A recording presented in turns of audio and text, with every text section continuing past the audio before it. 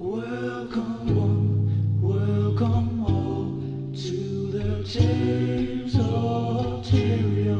Welcome one, welcome all to the Tales of Tyria.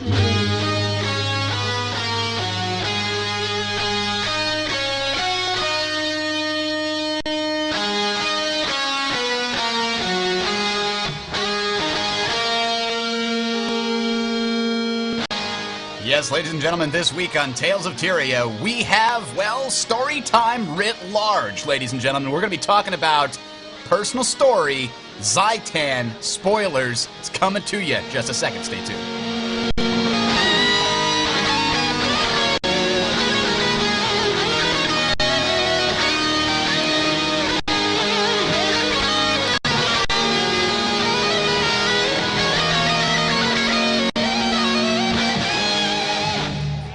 Yes, welcome one, welcome all, welcome to another exciting episode of Tales of Tyria right here on the Sound Strategy Network. www.talesoftyria.com is where you can find us. I am your host, Bridger. Welcome. We are basically here live at the Cloud Skimmer Tavern of the great free city of Lion's Arch, and we are going to bring you the best news, discussion, strategy, and stories, actually, this week for the great world of Guild Wars 2. Let me introduce my other co-host joining me, as always, the illustrious, great. Welcome, sir. Hey there, Bridger. How we doing today? I'm doing great, as it were. Damn it, you ruin that every time. I can't. I get you. Every time. I have to go into my mental thesaurus and come up with a new sparkling. I'm doing sparkling. Thank you. Ooh. Also joining us, and sparkling in her own right, Kai, welcome. Haven't seen you in a while. I know, it's been a while. I've been at university, but I'm glad to be back and on a time where I can come and join you and stuff. So, yeah, good to be here. Excellent, excellent. So, we are unfortunately freelancerless this week. He said, story? Is that the stuff I skipped through in order to get all the extra experience? I don't know. Actually, he's got an important meeting he had to make today. So we're running it 3 people today on this show, and we've got a lot of stuff. But first, some announcements. As I mentioned earlier, this show will be all about personal story and spoilers. So we'll get to that point. I will let you guys know when the spoilers will begin. If you don't want to hear about it, you can turn it off at that point. Come back, listen to it later. Also, before we go too much further, I wanted to let you know I've updated the links section of the Tales of Tyria website with a few more cool things. Obviously, before I built this whole thing with a lot of cool reference links, zoomable maps, special interactive maps, things like that.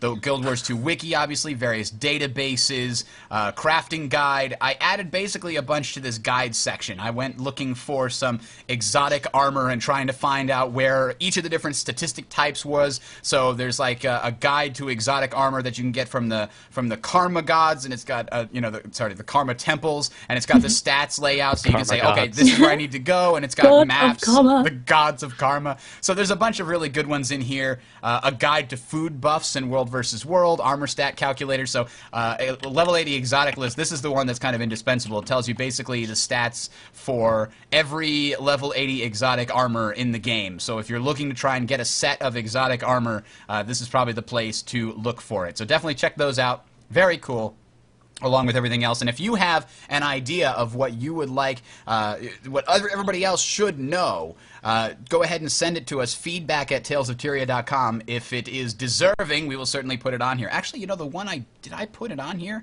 The Dragon Timer, I did put it on here. The Dragon Timer that we use to sort of check where Jormag, Tequatl, and the Shatterer are, that's also on that list there too. So you can find that on talesoftyria.com at the top where it says Useful Guild Wars 2 links. All right, next up, next show will be back to normal. October 21st is a Sunday at 8 p.m. Eastern Daylight Time, and so we'll be able to hopefully get back on track. I don't know, we might be on a Monday again after that. Unfortunately, this October's the busiest week for my work, so sometimes I'm working on Sunday nights. So let us get right into story time this week, ladies and gentlemen, because I found an absolutely awesome story on Reddit called The Mystery of the Beautiful Pendant. And it was so well written, I just had to put it here word for word. But all credit goes to the author, Dermond Priory Dropout, I guess that's a very auspicious name. And I've got a link here in the show notes, which you can find on talesoftyria.com, or if you're watching this on YouTube, you can find it at the bottom in the description here. I just put a link there in the for the show notes for the people in the chat room. Okay, so the mystery of the beautiful pendant. He says, quote, "In the Diessa Plateau, after a particular event, an NPC named Straya Doomslayer will offer an item named Beautiful Pendant at the price of 20 silver. The pendant has no attributes save for an upgrade slot and is of the rare item value despite being level 20. After poring through empty wiki pages and mildly relevant Google entries, I discovered a quest from the original Guild Wars. A quest entitled A Gift for Althea. Long before the events of Guild Wars 2, Ascalon was ruled and inhabited largely by humans. King Adalbern was king, and Rurik, his son, was prince. King Adalbern, however, was not king by birthright. He garnered public support for his claim through triumphs in the Guild Wars, and with that, oust the rightful king, Duke Baradin. Many citizens of Old Ascalon were distrustful of Baradin, doubting he would acquiesce his throne so easily. These matters came to a head when it was made known that Prince Rurik was betrothed to the daughter of Duke Baradin, Lady Althea. This engagement largely put the public suspicion of Baradin to rest, but not entirely. Rurik and Althea were soon to be wed, but as fate would have it, Ascalon saw the dawn of its final day. The Char unleashed a powerful ancient magic, a searing cauldron, destroying much of idyllic Ascalon, and acting as a precursor to their invasion, and ultimately their Pyrrhic victory over the humans. 2 years later, Lady Althea was captured by Char raiders. After a desperate search, attempts from her father, Duke Baradin, Lady Althea is found to be dead, immolated as a sacrifice to the Flame Legion shaman, the ruling caste of the Char war machine. With the stage set, we arrive at the pendant. During the pre-searing days of Old Ascalon, when grass grew and water hadn't yet been replaced by tar, the player is offered a quest to find materials suitable to create a perfect gift for the prince's love, Lady Althea. You are tasked with finding 3 items: a beautiful pearl, a beautiful feather, and, of course, a beautiful pendant. Could it be mere coincidence that an item found in Ascalon, very near to where Althea ultimately met her demise, with such a high cost and such a strange lack of attributes exists? I should think not. It must have a purpose. It is eligible to be placed in the Mystic Forge, yet to my knowledge there is no beautiful feather or beautiful pearl. The best clue I have found for the recipe is that the pendant is compatible with the Mystic Forge stones. So I challenge you, fellow scholars, adventurers, nefarious individuals, join me in solving a mystery of the beautiful pendant. Wow. Aww.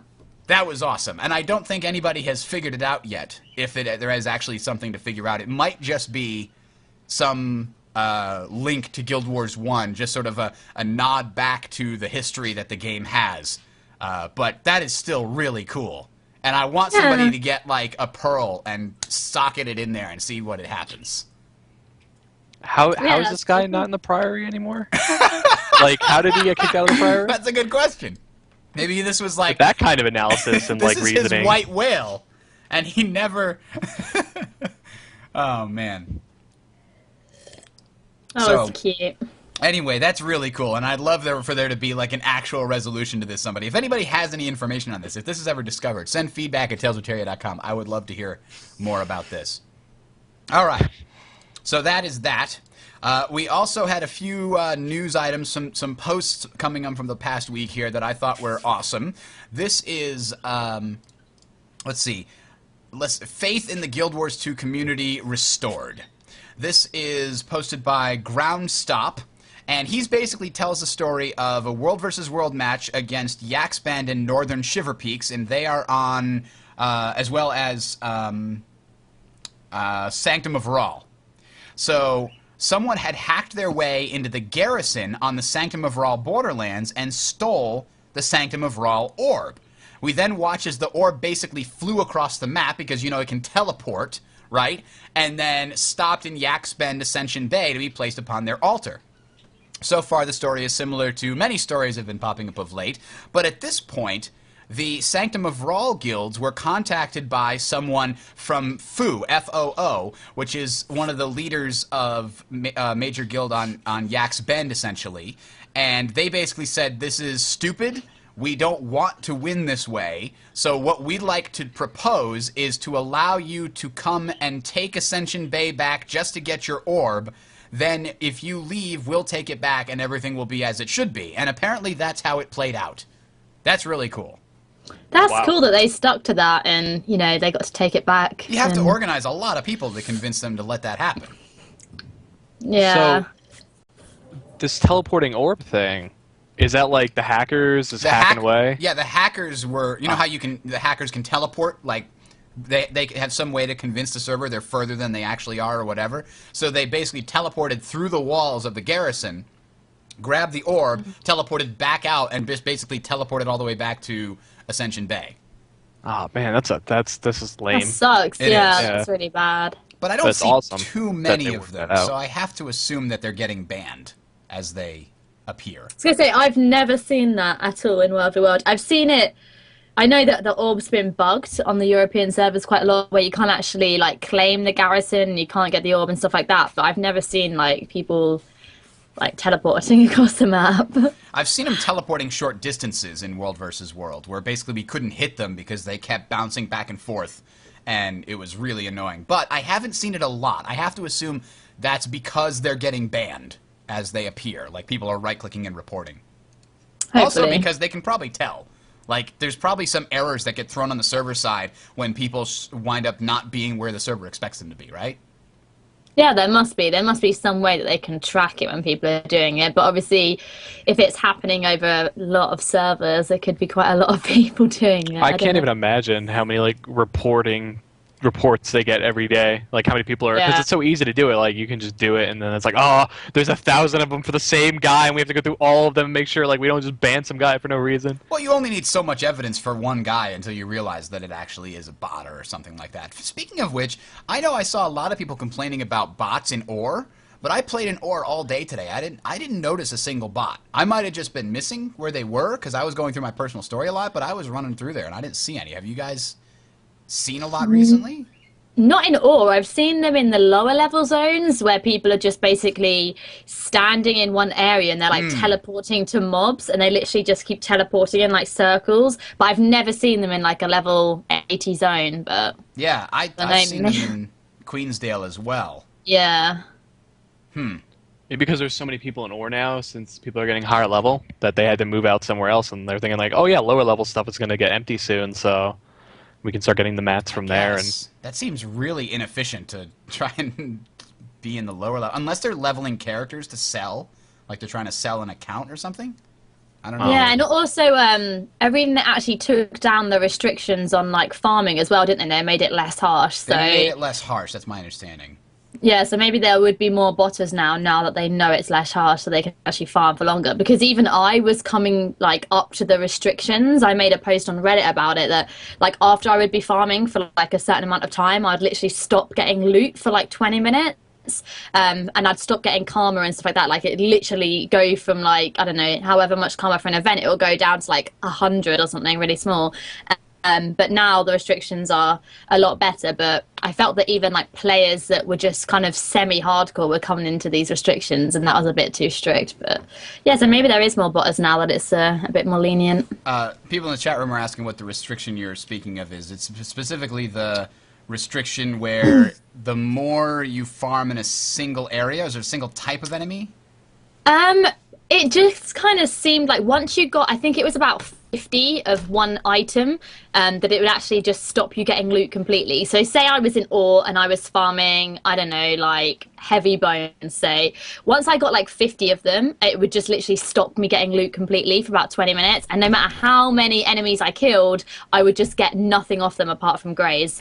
And that happened for like a long time. And then there was also like the diminishing returns on earning karma as well. So if you did like chains and chains of events in Ore, eventually you would just get like 100 karma per event, and it just wasn't worth your time.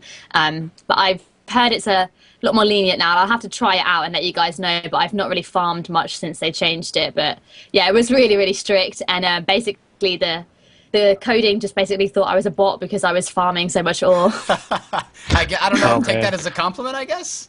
I don't know. Like, I was farming for like a good 4 hours every day, and I guess it was too much. I get people in the chat room saying they stopped getting mail from Gold Farm. I get a mail. I must be on a mailing list somewhere because I get a mail in game every single day without fail. It's not like 2 mails a day. It's always 1 mail a day, and it always says the same thing. And I always report it, and I get it every time. I don't know if it's from different people or whatever, but it's still it's That weird. is weird. I've had a probably couple, but definitely not every day.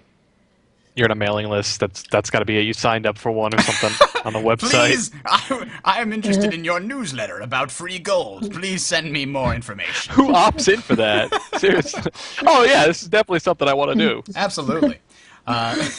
There was actually somebody posted on one of the forums. I saw an image they collected of an engineer in the dream of the Sylvari area, you know, the tutorial area before you exit the dream. All right, yeah. And it was an engineer with 3 turrets just standing there at level 42. His turrets constantly killing the mobs over and over again. And they're just like, how long must he have been sitting there to get to level 42 in the tutorial instance? He must have leveled up. Ridiculous. You have to have leveled up to 7 in order to get even 1 turret. So That's crazy. Yeah. Wow. But don't you get logged out now after like a certain amount of time? yeah, this might have been a while ago. Yeah. That's insane. That's like, I don't know. I mean, that's not even like just leaving your computer on for a day whilst you're at work, just to like be taking those mobs as well. It must have been like quite It's a probably long a time. bot, like, or somebody just left the computer on. Yeah, one of the other. Yeah, but just leaving it on. Yeah. But then people in the thread start getting all existential on it. They're like, man, this isn't a bot. This is someone who's decided that life is too harsh, that they have to live in the dream. The dream is so wow. great. You live in the dream world. You never have to be born and turn into real life. Oh It was really god. funny to read. That's like those people in WoW that do like the Iron Man challenge, or whatever, and they don't like they have to level up and not die, or you do it where you level to like 90 without killing a single enemy. There are some crazy people out there, so Well, yeah, maybe. there was a thing in the original Guild Wars. The Survivor achievement was you had to level up without dying, and there was another achievement for getting to level 20 when you were still in the pre-searing Ascalon. Oh man, that was a Yeah. rough one. And I remember they were telling me you had to die against the mobs because the mobs actually gained experience and leveled Yep. up when they killed you. So you had to level the mobs up by dying in order to get any experience from killing them because there was nothing higher than like level 5. And in order to get to level 20, you had to what do they call it? Death level the mobs. And Yeah. you couldn't ever get, at least in the very beginning, you couldn't ever get Survivor and the pre-searing Ascalon achievement. I don't remember what it was called off the top of my head because you had to die in order to get the pre-searing Ascalon achievement. They changed it so that Survivor didn't matter when you died, and they changed it so that you get the pre-searing Ascalon without death leveling the mobs. But it's still pretty awesome. That is crazy. That sounds crazy. Some people will do anything for an achievement. That's true. That's true. There should be an achievement. Never used a bot. Yeah. Because Oh, man. Never bought gold. Never bought gold from a bad point. That's exactly right. Everybody should have that achievement like automatically after playing for 3 months and not ever buying gold or botting. Bam, you get the achievement. It's like that Halo that TF2 gave out to the people that were achievement farming. You remember that? They found some way of getting like all the hats and stuff unlocked. And so they yeah, I gave the remember that. special Halo hat to the people that hadn't abused the system. That was a cool idea. That was a weird time in TF2. People were like going in random empty servers to like kill each other for like hours. Yep. It was so weird.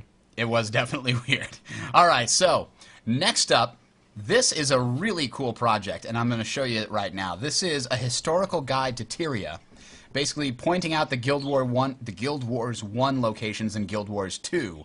So these are basically maps put on top of each other, and this is a zoomable one, which makes it even more cool. So we can zoom in here to, what is this, the Fields of Ruin, or Plains of Ashford, sorry, Plains of Ashford. And you can actually see a lot of the things that I specifically remember from the first from the first game, especially pre-Syrian. Oh, they like overlaid it. They That's overlaid awesome. a lot of the stuff. Yeah, it's really cool. Like this statue of Balthazar, this is one of the first places when I started playing in the betas that I looked at that and I was like, I've been here before! Like, I remember distinctly because, you know, in the first game they had that very, like, very choke pointy system where, you know, all the hills that were, like, around you couldn't climb and you had to force through these little tiny canyons. This is a little tiny canyon inside this vast open world, and it's still got the statue of Balthazar there, only now they've got Badazar. And I remember the Baradin estate too, because it was like a bitch to navigate. He had all those weird like gates and stuff that had to go around, and there was an instance in there. So I do remember a bunch of this stuff. And of course you've got the Great Northern Wall here. That's hard to miss. Let me ask a question. Did they like place these icons, or is this like directly from Guild Wars 1 that they just overlaid on Guild Wars 2's I map? think they must have placed it. Okay. I have to imagine. Because this is like because I don't think ridiculously... it's exactly the same. Yeah. Because that'd be ridiculous, and I would have to give Renet mad props if they like line their maps up that well. They took like their old maps and just like laid it over and said, "This is we're gonna design around these points, so let's do it." I remember Pick and Square. I think I remember this char camp from one of the early missions too, if I'm not mistaken. Ghost of Althea. This is the area that they were talking about, that we were talking about earlier. So there's a lot of stuff over here. We have, I think, Nolani Academy. I remember that. I think was one of the second missions. Or something I remember. I even remember that, and I'm not a massive Guild Wars player. Me neither, either. The Frost Gate, the pass through the Shiver Peaks. I mean, there's a lot of really cool stuff on here. So Guild Wars 1 people will get a big kick out of this.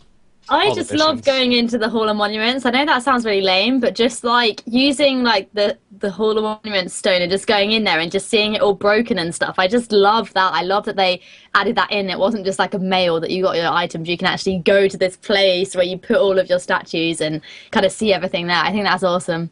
Definitely. Again, the links to this in the show notes, which you can find on talesoftyria.com or in the description right here on the YouTube video. So definitely check those out. Very cool. Now, I think what we need to do next is talk about personal story.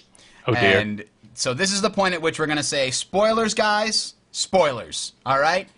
This is the point where you need to turn off the show, turn off the feed, whatever. We're talking about all the stuff that has to do with personal story, as well as the ending of the game, quote-unquote. So see you guys later. Spoilers happening here, and we're about to get into it. So before we get started, I just want to say, thinking about this show got me a little bit upset. And when I get upset, I have to vent. And when I vent, it's called a Bridger rant. Ladies and gentlemen, my immersion! I don't understand this. How many completely useless noble sacrifices do we have to have before somebody finally goes, maybe instead of just, you know, killing yourself in order to get the fire to land where it needs to because the device's timer is broken, why don't we give the timer to somebody with a really good arm, ignite and throw like a grenade? Or maybe we use the giant doors on Lion's Arch to keep the enemy back, and not you, my mentor. For 2 seconds you held them back before they started pounding on the door.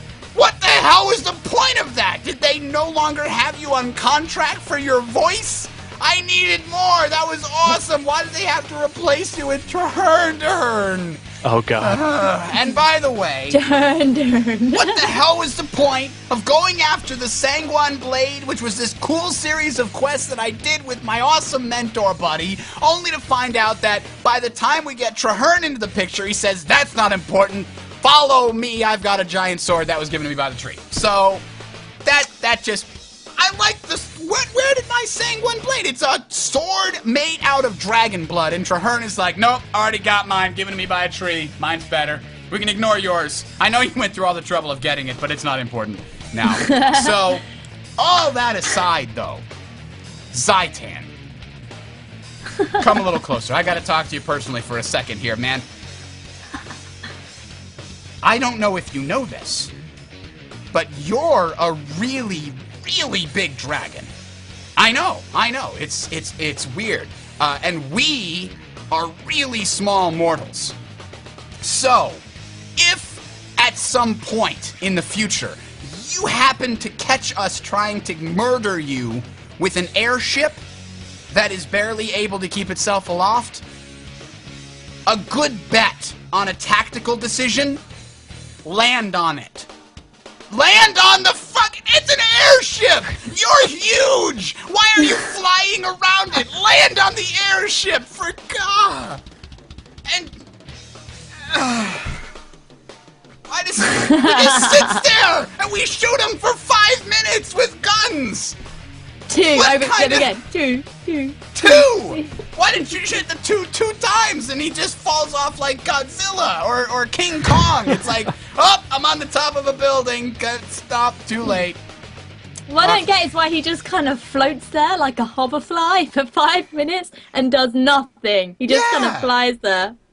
He's like the backdrop for your fight against the eyes and the mouth. He couldn't fly anymore. That's all well and good, but he should have still landed on the thing to begin with. That bugs the hell out of me. I would have loved it if he just like flew into it and the ship like fell apart and we got separated and we were on half and half was fighting his head and half was fighting his tail. That'd be amazing. Like, no, just hoverfly. Can't he just like swat the airship out? Like, can't he just be like, oh. Yeah, he could be like, bye. Yeah, just like slap it. What I don't get is it's Zhaitan. It's like, it's Zhaitan. The whole game, you're just like, oh my god, Zhaitan. All of your little personal stories is to defeat Zhaitan. And you get to Zhaitan and you're like, wait, Jormag was harder. The Shadow was harder. You're rubbish. There's that. I mean, since we're on that, since I kind of went there at the end, but to me, it just felt... I mean, a lot of people said they were disappointed with the end, and I was, like, expecting, okay, it's not going to be that great. I didn't expect you to press 2 to kill Zhaitan. Like, what? What is that? Your fight with Zhaitan is whether you can find the number 2 on your keyboard. There should really? be a me. Where is it? I can't find it. So, I mean, to me, that felt definitely underwhelming, I guess. Yeah, it kind of felt like you built up your character up to level 80, you did this massive personal story, and the personal story was getting quite, like, heavy, and you're, like, really excited, you're pumped, you're like, yeah! Like, this dragon flew into Lion's Arch, and, you know, so much was going on, and then you suddenly get to Zhaitan, and you're like, well, that was a letdown.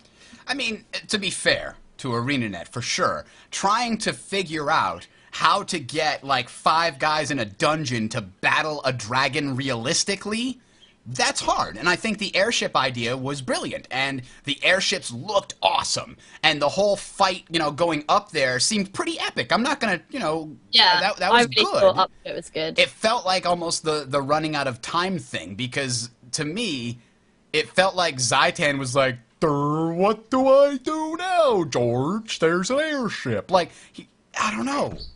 But right before he came, like, the other dragons was intense. Like, I remember dying a couple of times when they're all, like, you know, the minions are piling onto the ship and you've got to shoot the other dragons with the cannons. I was like, oh, wow, you know, this is really exciting. I can't wait for Zhaitan to come.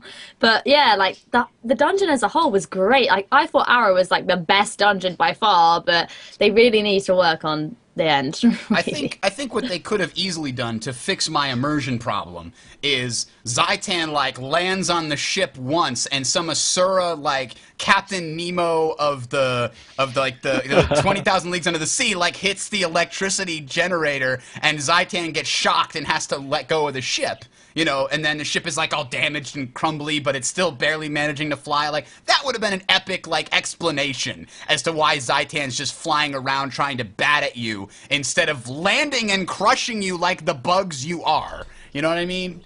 But anyway. It would be cool if they... I mean, I think the problem was that they really wanted the fight to be in the air, which obviously, by being in the air, does have its limitations. Mm-hmm. I thought maybe if they were struggling, they could have done something along the lines of, you know, the guns that you shot him with. Maybe you could have, like, a grappling hook and pull him down to the ground, and the boat ship thing could just, like, crash into the ground. You could fight him on the ground and he'd be, like, tied down so he couldn't fly away. Like, something like that would have been better, and I would have been more happy because you could have had, like, a more tactical fight rather than, you know, we're going to try and do it in the air, but instead you are just fighting him where he's hovering. So I think they tried to make it too fancy and it kind of let them down a little bit. Yep. Yeah. It was... I still think, and I'm going to basically make the point that the whole personal story felt like it was sort of not tacked on, but rushed. Because it feels to me like the first whole sections of my personal story, up to about level 50, felt well flushed out. They weren't fantastic, but then it was like, all right, we need to shoehorn everybody's personal story. We only have time to do one set of personal story choices all the way up to Zhaitan. We don't have enough time to do a whole thing of all the orders. So everybody gets shoehorned into the same thing when you go to the Battle of the Claw Island. And everybody loses their mentor because we can't write all that stuff. So we'll just have Traherne say the same thing to everybody. Killings. Useless killings. I don't know if this is coming from a WoW background. I know Kill Me, but for example, WoW, when a game comes out, you never fight the end boss or the big enemy in the first content patch ever. You mean in Cataclysm you never fought Deathwing like in the first patch. It was a series of content updates that led to that. And I was thinking, I was actually shocked that you got to fight Zhaitan, in the first kind of release, the state of the game. I would have actually preferred them be like, Zhaitan's not ready, but we're going to have this big build-up. There'll be some content patches. You'll see more Risen take over the world of Tyria, so maybe we'll start seeing some Risen in Queensdale. They'll start taking over the world, and then you'll fight Zhaitan in a content patch. I would have much rather that they held back on that final kind of end game PvE stuff and then brought it in at a later date when it's more polished, rather than kind of having it, like you said, it kind of felt like it was half done and we kind of just got given it. I would have rather have waited, in all honesty.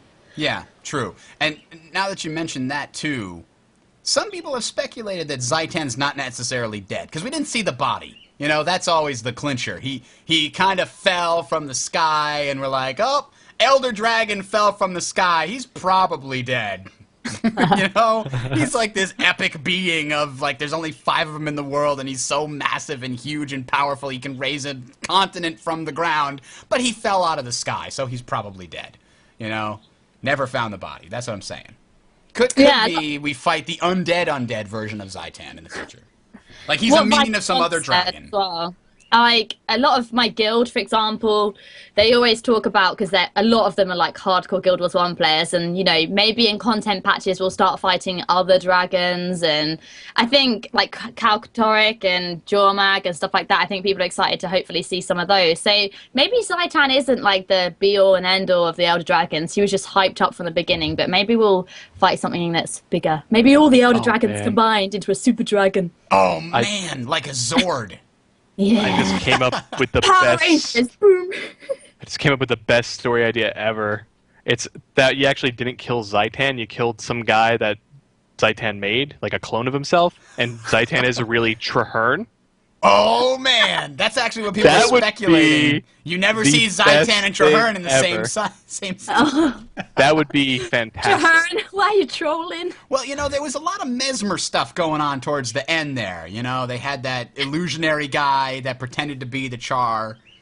What is Traherne, right? Because he is a great sword-wielding necromancer, and I just don't understand where he has all this power from. With an elementalist repertoire.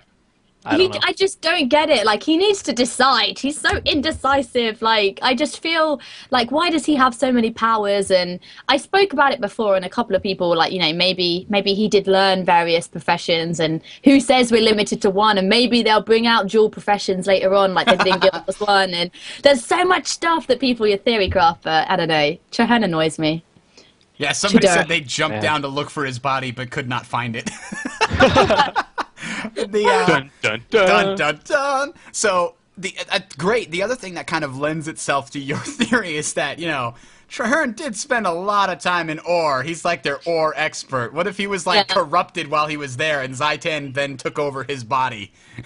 Or he is Zhaitan. Like, just make him whatever. Make him the super dragon that Caillou was just talking about. Whatever, do it. Just kill him. That's all you got to do. The theory that Wooden Potatoes made a video about, with the whole the pale tree is a dragon thing. Maybe then the pale tree is allying with Traherne, and now the dragon babies are. Oh no! You got 1/5 of the player community is now actually antagonists. Like, they suddenly turn from friendly to enemy, and it's server versus server. That would be great. That would be crazy. Like, imagine just, oh, wow, great, come on. We have to make this happen. Traherne has to be... I just need him dead. That's all I need. I don't need, like, all the Sylvari to be, like, spawn of an Elder Dragon. I just need that guy dead. It's like, seriously. So, hey. I do not like him. Here's the thing. Okay. I'm pretty sure we know that Kralkatorrik is even bigger than Zhaitan. And to me, unless...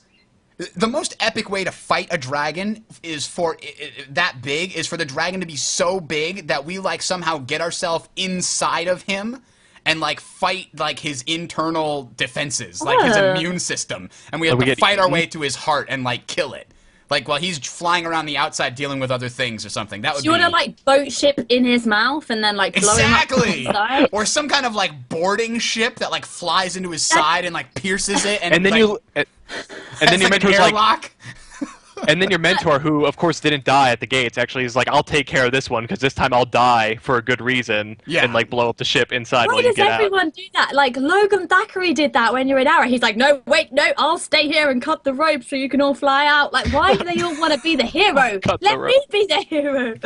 And but that reminds me of Futurama, like that episode where like Fry gets worms and they fly into his body. Like, I just think that's good. Oh. Yeah. So I could totally see it. It's like the magic school bus is the way to defeat Kralkatorrik. Oh, we found this ancient artifact from other planet called Earth. Oh man. Anyway, so I wanted to point this out. Like this, I think adds some credence to my theory. This is somebody made a flowchart of all of the decision points in the game.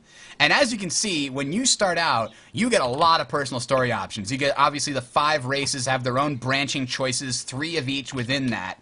And I thought that was really cool. And so each race has its own thing. And even though you get 3 and then 3 and then it gets down to 2, 2, 2, that's fine because now you have the orders, which is like have their own, choices within each of those branches and their own separate characters. And then you get to about here. Let's see. Making another choice, different allies, let innocent die. Here. And then it's like 2 choices, 2 choices, 2 choices, 3 choices, and then the end. So it's like, really? Yeah. I would have rather have waited and it just kind of ended. The good point to have ended would have been like level 50.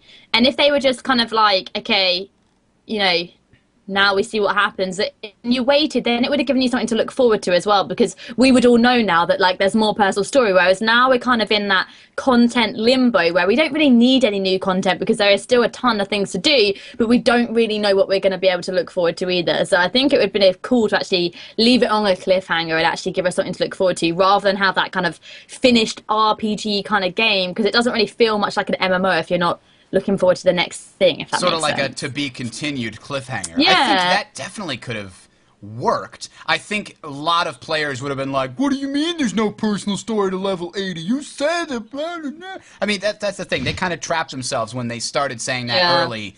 Personal story will go to level 80.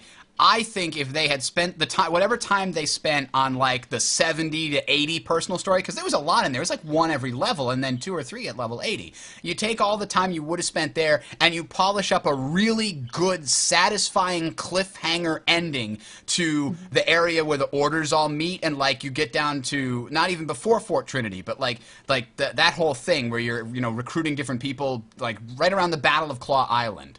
Like, if you make that a much more satisfying ending, I think I would have preferred that overall. I know I don't represent all players. They probably would have taken a hit on the PR front from other players who don't feel like me, though, so I can't really fault them for doing what they did. No, I definitely thought the personal story is great, but yeah, as you can see on the screen, like the choices definitely did dwindle down, and I think the personal story was epic, and you really felt like it was different compared to the people we were playing with. So when I was playing with a group of friends, we were all on different stories, and it was really great to experience like the Norn story, even as a Sylvari. But then it kind of got to like 40 or 50, and you were all just doing the same thing anyway. So it was kind of like, oh, like yeah, I can go in other people's personal story, but I've kind of already done it, so it was just all the same, and it could have been a lot more varied, I think. Yeah, the choice that you had to make for your race, like for example the humans get commoner, noble, or street rat as far as your background, that one had a lot of real diversity in it. Like I played a commoner, I think, on my main, and I played that all the way through. And when I was playing the Mesmer for last week's show, I played a noble, and it's a very different story. I even chose like different rather than missed opportunity. I think I chose unknown parents or something like that. Excuse me. It's a very different story, and it was really cool. I liked all of those for the most part on the human side that I played, and I really liked the branches within the Priory, and I really loved the characters in the Priory. One of the things I thought that was really cool was when I first got into the Priory, and I don't even remember her name, the Magister starts with a C. Now I can't remember. It was my favorite character in the whole thing, and I can't remember her name because she dies so stupidly at Lion's Art. But no. the main guy in there as well, and it's been so long since I've done this, but the main guy first looked to be one of those archetypes in the story that was like the guy who never, who is set in his ways, like the leader who is determined to do things his way, and then the other person, he's set against the young new hero person who says, no, you're wrong and here's why, and he doesn't listen to reason and he leads everybody into the wrong way, right? He's set up to be that guy. And then he doesn't. He actually listens to reason and listens to you, and it's one of those double-take moments where I was completely expecting one thing, and the story went in a different direction, and it was refreshing, I guess you could say. Yeah, it is cool, like, how it panned out and stuff, but as you said, everyone just died. Like, everyone was just like, no matter what kind of path they chose, everyone was just like, my lead person, my mentor dies. It's like, why did everyone's person die? We might have used them against the fight, of Zhaitan. It could have been useful to have the mentors there, but I don't know. But so I talked about this at great length. I loved the Sylvari character, and I really wish I could find out what her name was. I gotta find it here. It was Magister Syrian. That was what it was. Syrian started with an S, not a C. I love Syrian. She was the mentor you get there. I've heard lots of people say Tybalt was awesome. I think he's the mentor from the Order of Whispers, right? Yeah, he is a blast. Like, whoever wrote him needs mad thumbs up. Like, why didn't we have more of that? Like, that was just... I didn't like Tybalt. What? You crazy. No, Apples. he was just this... He was like this weird char, and the way he dies as well is just really dumb. Like, he didn't help at all, and he just kind of gave up and died, and... That's like what Bridger's been saying. Like, the mentors, they have to get them out of the way in order to, like, get into, like, that main storyline without everyone else's guys being there, so... I mean, I think that was more like, we have to get this guy out of the way, just throw him in there and see what happens. But I thought he was a really charming character. Like, I think, like, one of the biggest things was because he was such a weird char, he really stood out. He's like, he's not angry and breaking everything. He's just a guy who loves apples and likes to... That is true, secrets. yeah, he was quite nice. My favourite was Saya, but you guys said you hadn't met her yet. I don't know, the chat room, Saya, the Lagos that you meet, she's right at the end of the story, and you kind of help Apatia get an orb, and basically Lagos are like these underwater butterfly. I saw those things. I had no idea what was going on with those. Like, they're basically they're assassins. They're like cold-blooded assassins, and they kind of sound like Bane from Batman. The woman like sounds like a female version of Bane. It's crazy, but yeah, they have like wings, and they're all like plated and stuff, and they're like assassins, and they have like they dual wield one-handed swords, and they're just awesome. They're so cool. When you It's so killed weird. Zhaitan, you have my permission to die. Yeah. Those things are so weird because the only other time I saw them outside of the personal story was there was a event chain in one of the Norn lands where you have to keep a Coda alive, one of the Kodan, and it's like the claw gets attacked of this like tribe or something, and it's like one of those guys, and I'm like, who are these guys? They never explain it. Yeah, 50 levels later, another one pops up and is like, hey, I'm here to help you. I'm like, who are you? I don't even know what is. Like, what's going on? Traherne Like, tries to introduce me to him, and I'm like, you didn't do any introductions at all. He just says, this is so-and-so. And I'm like, what is that? all right. Like, he made it seem like, yeah.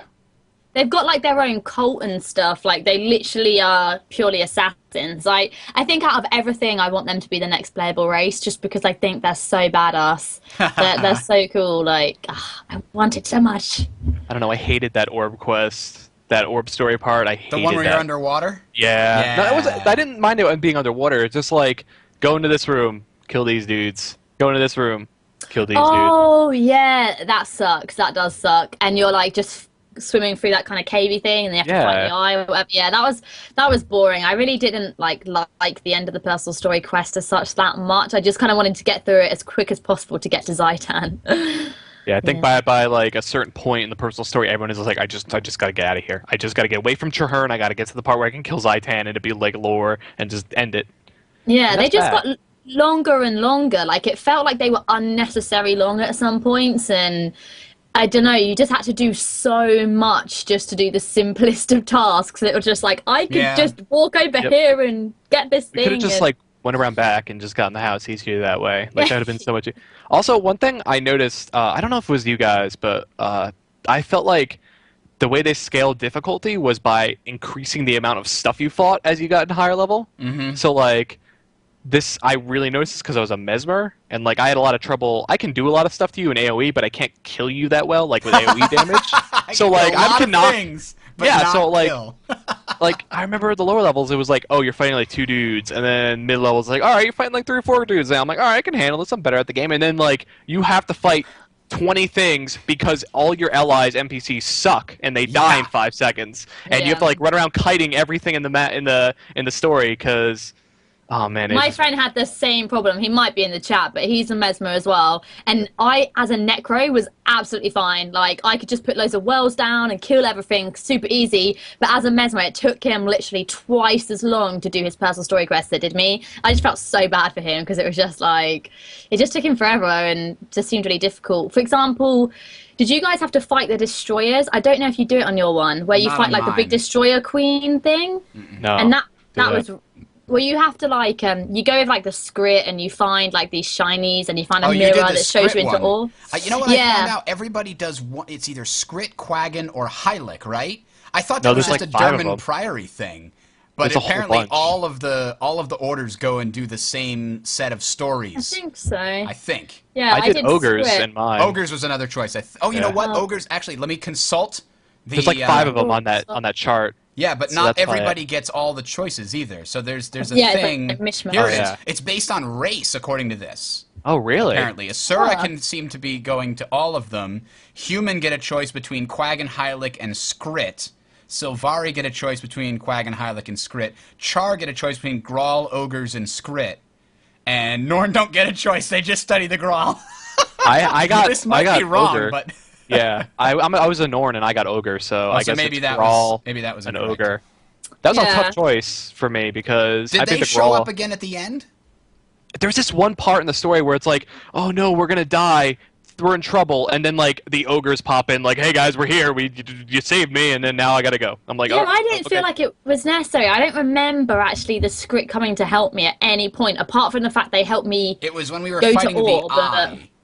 Like, the eye sucked us into an alternate dimension or something, and the Quaggan were there for some reason. And they're like, ooh, Quaggan will come back to help you like you helped us. I was like, okay, how did you get... We're, like, inside the eye's magical world.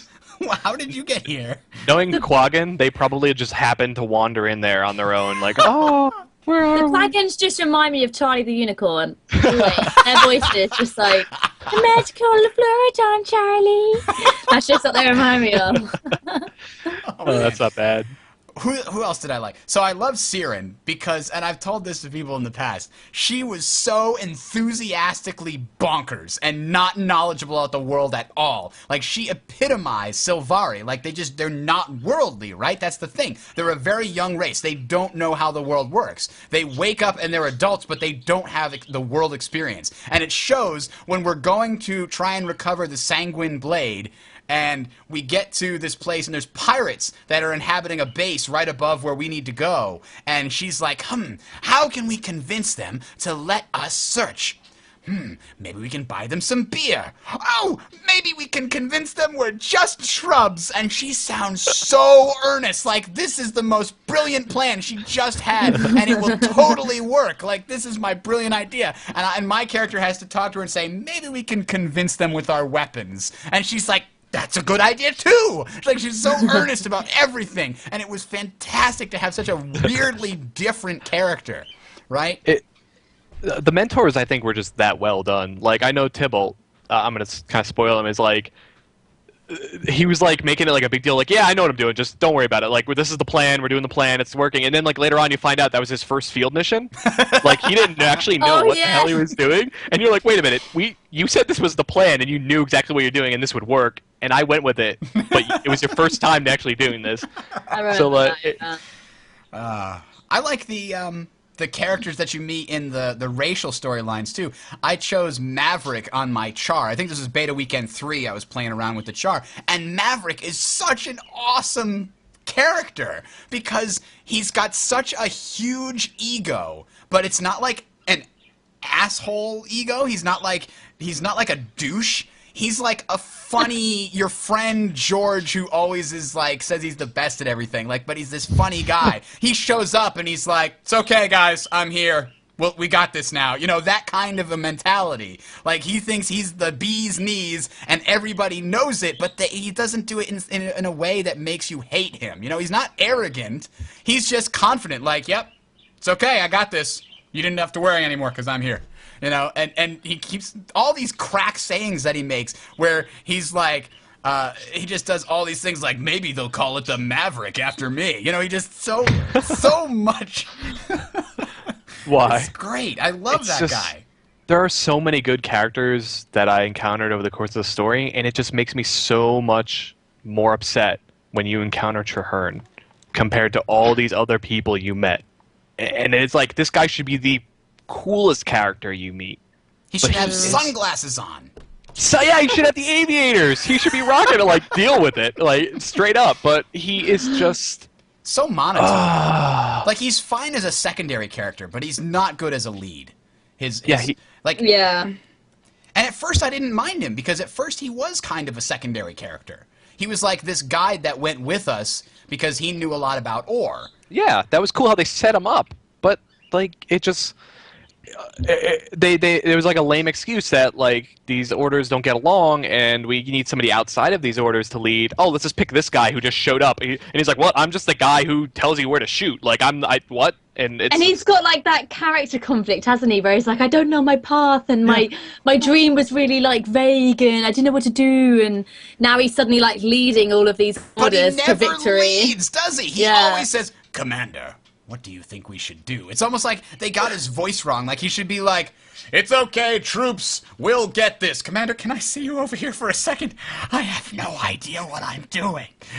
Which way should we go, Commander?" That actually would be a better character, in my opinion. Yeah. Like, that'd be a guy's like, all right, you put me here, but you're going to do all the work because I'm just going to look pretty. And that would be like, oh, man, this guy's going to rely on me for everything. And, like, there should be, oh, man, that could have been... Yeah, there's just, like, should have been more his, like, advisory, and he could have asked us, like, in a way that he didn't know what he was doing, and he was putting on the front. Like, that would have been so much cooler. Or, like, yeah, exactly. They could have, like, whenever he was talking with lots of people, he could have, and they were asking him for a decision, he could have been like, "Commander, we were talking about this before, right? Why don't you brief them on my decision?"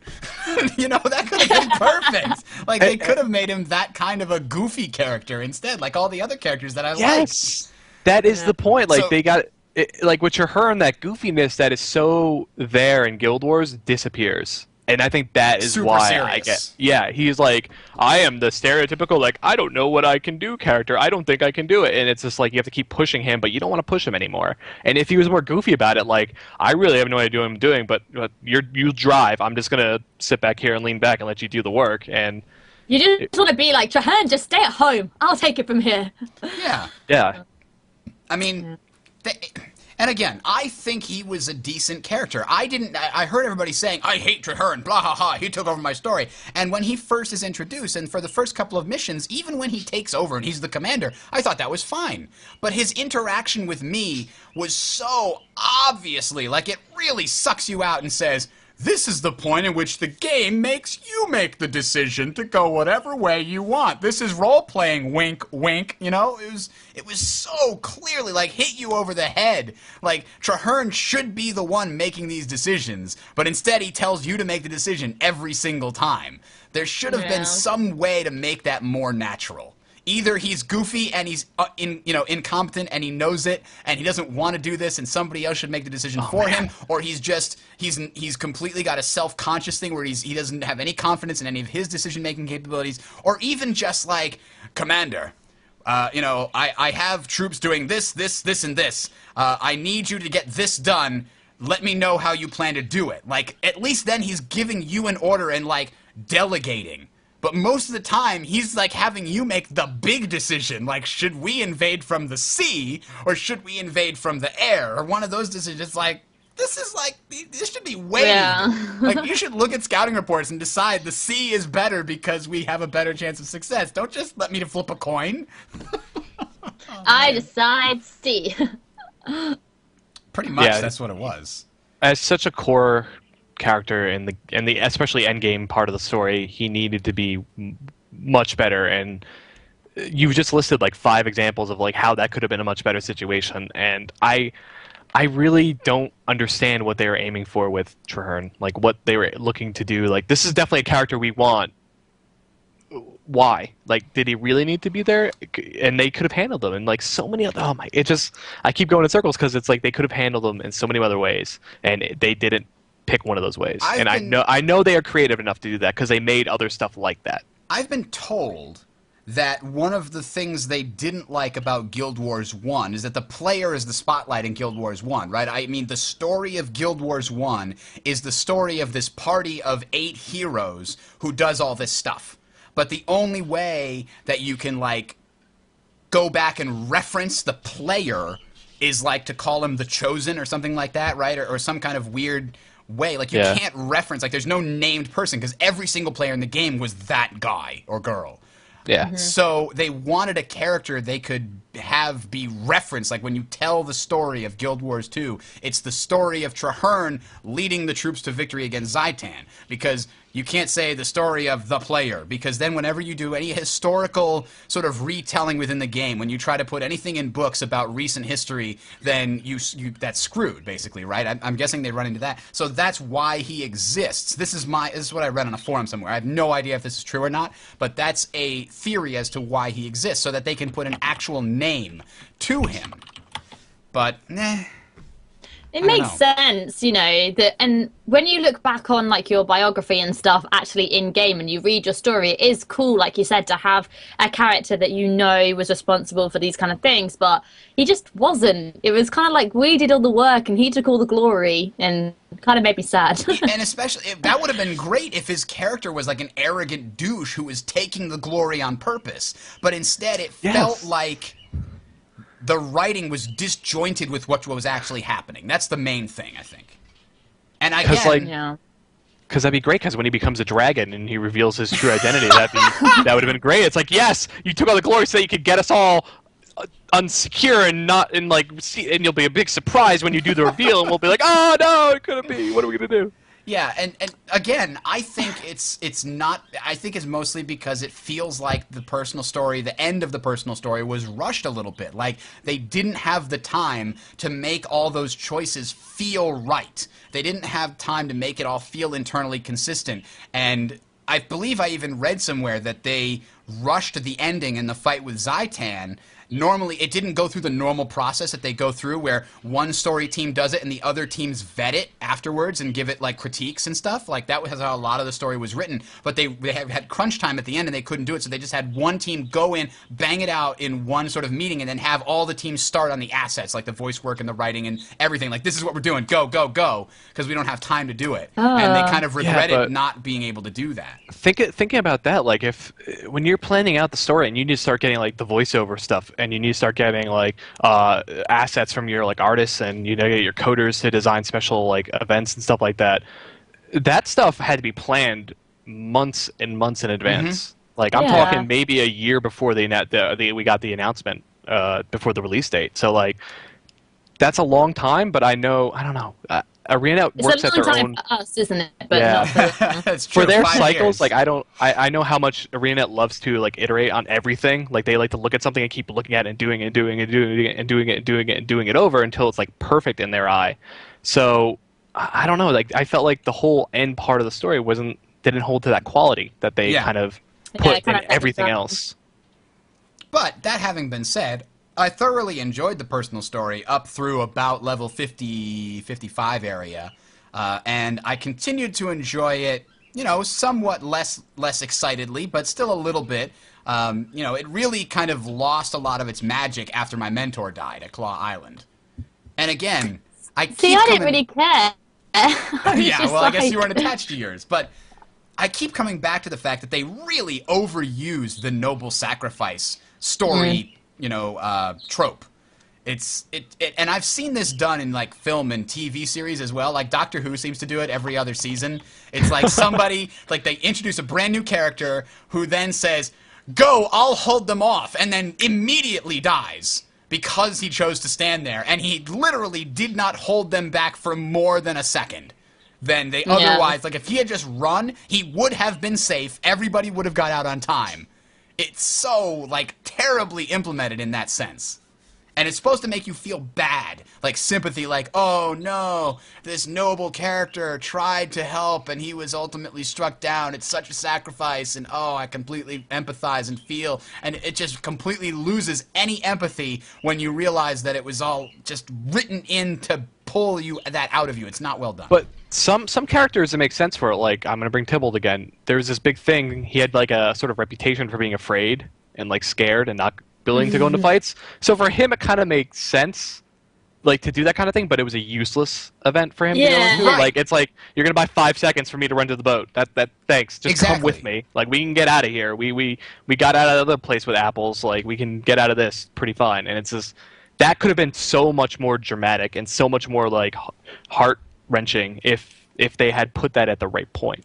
Yeah. Like if the other thing, No, go on. I agree with you. Siren, her final speech to me when she's basically saying, I'm going to stay here and hold the line while you guys get away, was very touching and moving. It was well done. Her motivation made sense because she started out as a character that was all about goofy fun, like, oh, we're going to go on another priority mission. Yay, we're going to go find cool artifacts. Huzzah. Like, very, like I told you, like, very engaged in like, hey, this is great. And then she said, when I first met you, I was that person.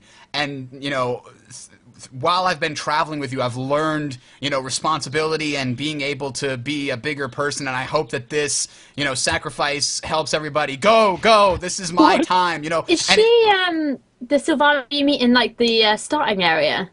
She has like a ponytail. I don't remember. Is there a picture of her? Here she is. There's this one Sylvari that This is is her. annoying. She doesn't have a ponytail, so it might not Oh be no, her. it's not her. There's like this Sylvari you meet in the starting area who's got a ponytail. She is just the dumbest person ever, and I'm just like, every time she talked, I was just like, oh god. And to be fair, I mean, I might not give it like the best explanation, but when I was, playing it, it felt like she felt sincere. So the writing for her was really good. But again, the moment they put her in felt stupid. The doors are what kept them back, not her. You know? She shut the doors effectively. Yeah. Let me go lock the door. I'm gonna go lock the door. You guys go on. Yeah. What? Why? And then you said Logan also throws his life away, and Yeah, then he doesn't die, but he still does that whole act. yeah, the whole act. And then there was definitely in I don't remember if it was one of the places that you went, but in the final like 76, 77 levels, there was a point where you have the 2 Sylvari that have been working with you for a while, and you're trying to stop the giants from spawning. Like, there's this endless amount of giants coming, and they were escorting the tanks. That's what it was. I chose the tank event, like when you get the 3 branching thing. Yeah, so, they're the 2 Sylvaris. Ugh, and so at that point, basically, we get to the top of this thing, and the goal was we have this special tracking mechanism. We stick this on the top where the giants are coming from, and the tanks will lock onto it and fire this massive barrage of ghost fire that will wipe out the place they're coming from. So we get up there, and then they go, oh no, the timing mechanism is broken. And then one of the Sylvari steps up and says, then I'll do it. It's the only way. And I'm thinking to myself, no, it's not. set it and throw and run. Like, the thing takes 5 seconds before they even start to shoot. You can cover 50 yards by the time those shells start falling. You don't, like, it's not a guarantee, man. Come on.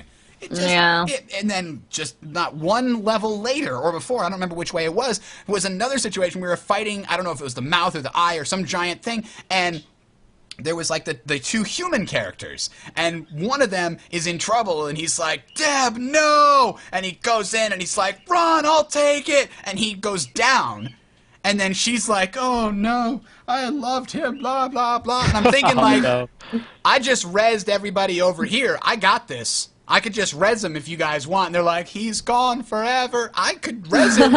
Like, I've done it before. You've rezzed me. Like, why is this different? It doesn't make any sense. Why can't we just use a Phoenix down on Eric's?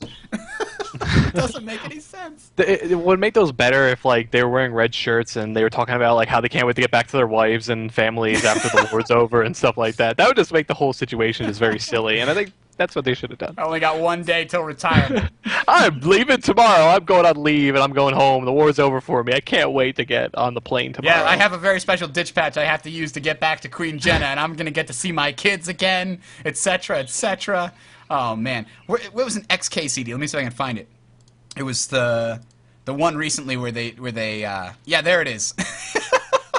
I give full credit to this. XK CD. Good cop. It's a real shame. He was just 1 day away from getting put in the locked, heavily guarded room where all cops stay for the last day before they retire. God.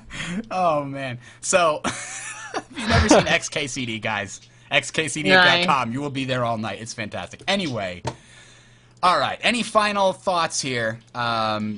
Any characters you loved or hated that we didn't bring up yet?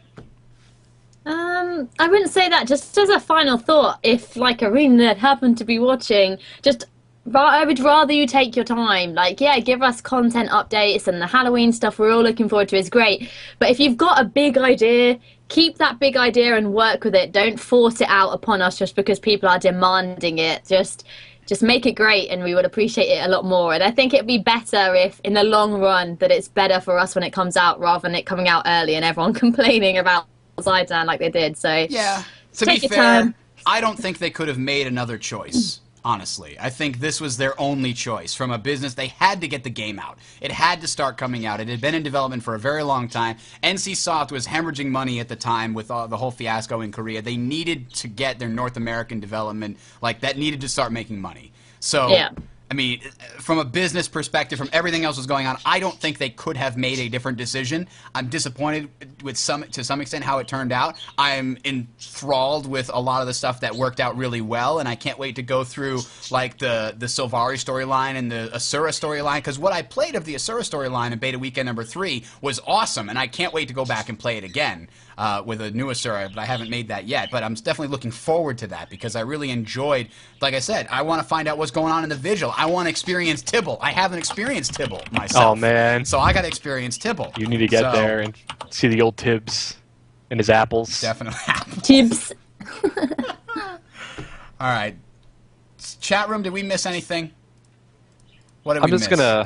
I'll make a final note basically going off what Kai said. It's just spend more time. You guys have a great sense of quality in your games and like your systems and stuff like that. So apply that to your story, which was there in the beginning of the when you were in the lower levels, and it kind of disappeared. I guess crunch became a big issue. So like for the future, just find out what worked really, really well with like the mentors and stuff in general, and apply that to any other characters you add in the future. Don't make another Traherne. Please don't make another Traherne. That's the only thing I think they'll do that too. I mean, you definitely see, for example, I mean, World of Warcraft, Blizzard obviously learned a lot from the game after they put it out. Like, they had a lot more experience. In fact, I bet if you analyzed Guild Wars 2, you could probably decide in what order the various races were written / created based on how flushed out they felt. Like, obviously we know that the Sylvari and the Asura were sort of polished last, but, you know, the Norn feel like they were kind of the first ones made. You know, they don't feel as polished and really engaging as the rest, at least to me, but maybe it was just a different type of writing style that I don't like. So, to that extent, my example with Blizzard was, when you go and you play Burning Crusade, the starting zones that they made in that for the Draenei and the Blood Elves felt way tighter and more polished as a whole than any of the starting zones for the first 5 races. They learned a lot. So I think that we definitely will see them. When we come to the first expansion, if we see the personal story extend to, you know, the next Elder Dragon or what have you, I think we'll see a lot more of the polished characters that we liked. I hope.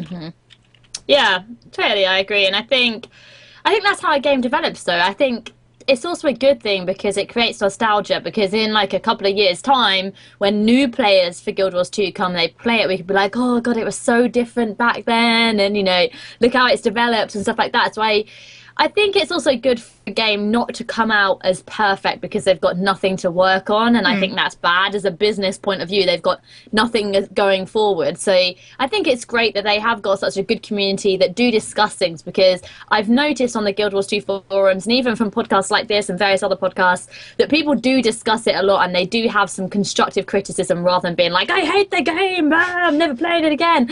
So people are willing to, you know, talk about it and give feedback and stuff, which is great. So yeah.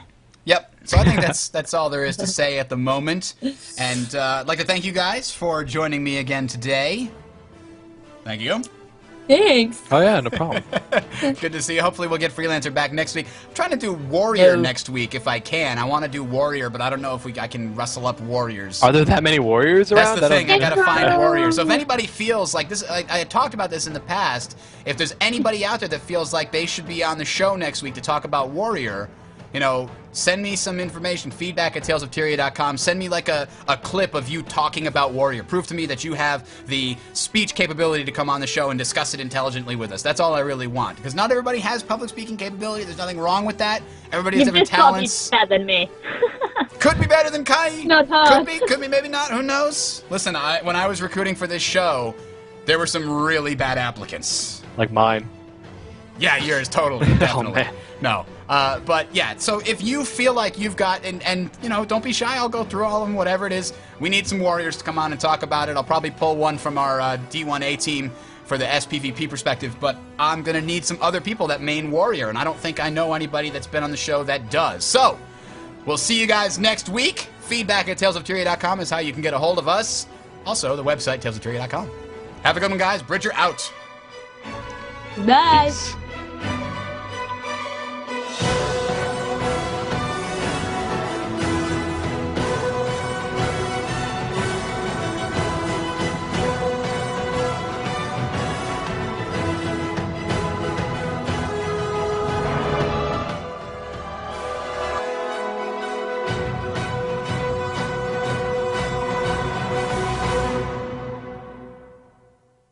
Huzzah! Ah! Alright.